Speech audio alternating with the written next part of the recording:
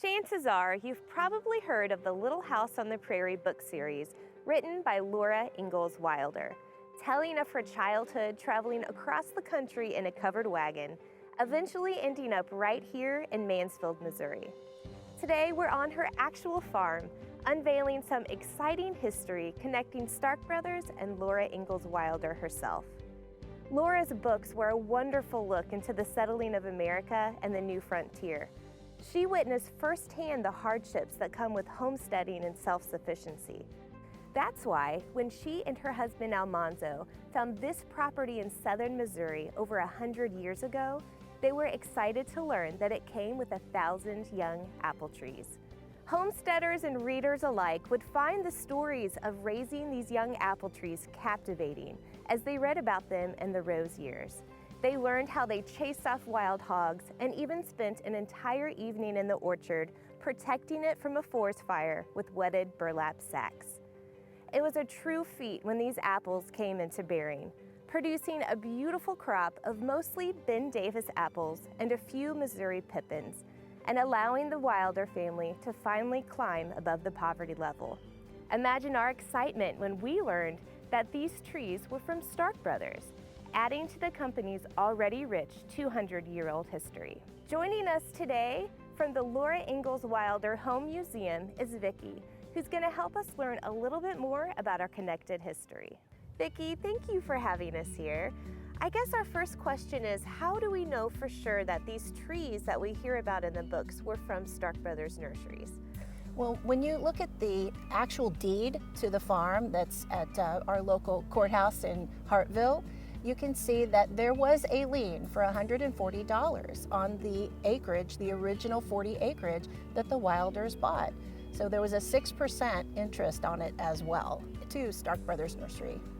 We read about in a farm journal from June 1912 that Almanzo Wilder used some really simple but effective methods to make his orchard thrive. One thing I read was that he used wood ash.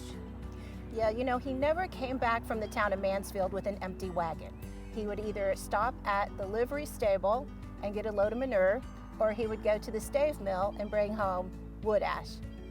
Another thing I read, during the early years of the fruit trees, they actually grew their garden in between the rows. Yeah, they did. And then when the trees were about 8 years old, that's when they sowed timothy and clover in between, and it became a hay crop. And I also read, I think, about quail that he used in the orchard. Yeah, Almanzo never allowed hunting on his property. So by keeping all the quail and the local birds and the fowl, they would eat all the little bugs and take care of any borers that would happen to work on the trees.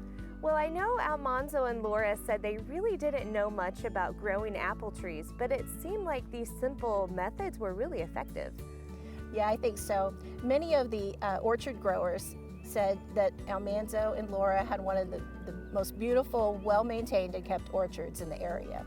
Vicki, this is such a beautiful place. If others wanted to come visit it, how can they find out more information?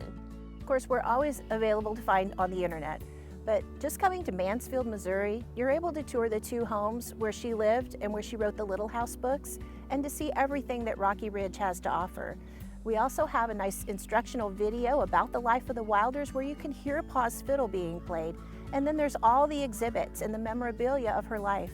So we welcome guests from November 15th is the end of our season this year, but we start March 1st every year through November 15th.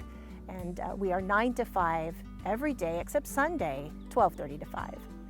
Well, bringing our connected history full circle, we actually brought with us today a Stark Brothers Ben Davis apple tree, which was the exact variety that they raised here at Rocky Ridge Farm. And we'll be planting it following Almanzo's instructions.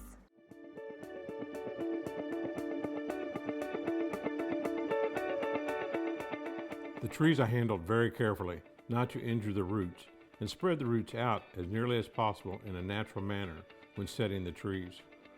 Fine dirt was put over the roots at first and pressed down firmly. Then the dirt was shoveled in to fill the hole. Some more wood ashes was mixed with the dirt when it was being shoveled in. I did not hill the dirt up around the tree, but left it a little cupping for conserving moisture. All trash was raked away, leaving it clean and smooth, and again I used some wood ashes. scattering them around the tree, but being careful that none touched it to injure the bark. We've got this Ben Davis apple tree in its new home here at Rocky Ridge Farm. We encourage you to come visit, and for more information, go to LauraInglesWilderHome.com.